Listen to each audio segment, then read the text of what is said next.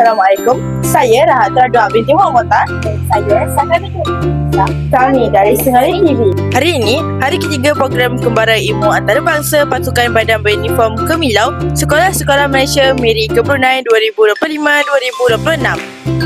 Setelah ke sekolah alif, kami menunaikan solat fardu di Masjid Omar Ali Saifuddin. Masjid Omar Ali Saifuddin adalah salah satu masjid di Brunei yang terletak di Bandar Seri Begawan, Ibu Negara Brunei. Masjid ini diiktiraf sebagai masjid yang terunik di Asia Pasifik dan menjadikan tarikan pelancong. Masjid Omar Ali Saifuddin diiktirafkan oleh penduduk Brunei sebagai salah satu mercu tanda Brunei. Masjid Omar Ali Saifuddin mula dibuka secara rasminya pada 26 September 1958 oleh almarhum Sultan Haji Omar Ali Saifuddin Saadul Khairi Wadid. Masjid Omar Ali Saifuddin terletak di ibu negara yang tersegam indah dengan reka bentuk seni bina Islam yang tersendiri. Dengan reka bentuk dan seni bina yang unik dan menarik daripada kubah berwarna keemasan, menara tinggi dan pintu gerbang yang tersegam indah. Seterusnya, kami berhenti ke gedung perniagaan Aman Jaya untuk membeli belah.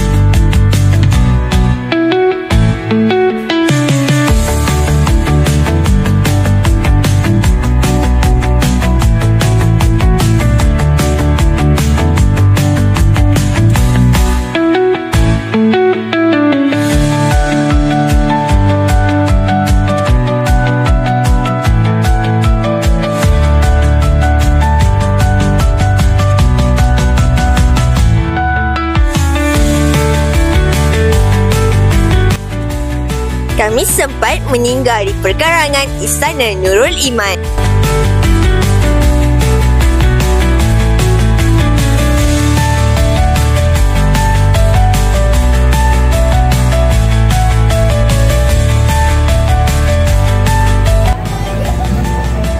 Setelah seharian mengembara, akhirnya kami berhenti di kedai makan gerai tepian sungai untuk menjamu selera.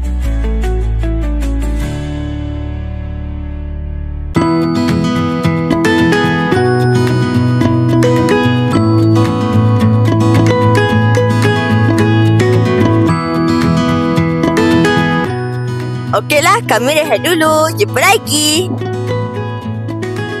Sekian sahaja liputan daripada kami, Kru Singali TV. Semoga berjumpa lagi. Assalamualaikum.